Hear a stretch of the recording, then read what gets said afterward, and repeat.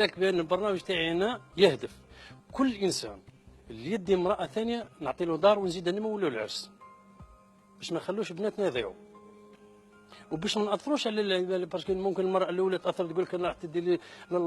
تدي لي الشهريه تاع الراجل لا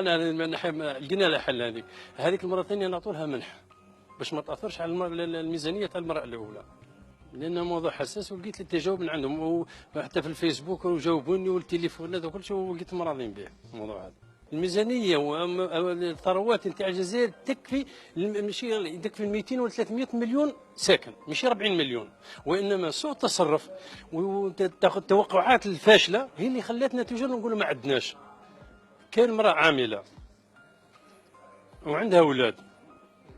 تحب تريح في دارها، تحب تريح تقول كان سي تعبت ونحب نربي ولادي اكسترا، هذه ثاني عندي لها حل، لقيت لها بحال البرنامج تاعي ان تريح في دارها نعطي لها نص لاباي حتى تلحق لا روتريت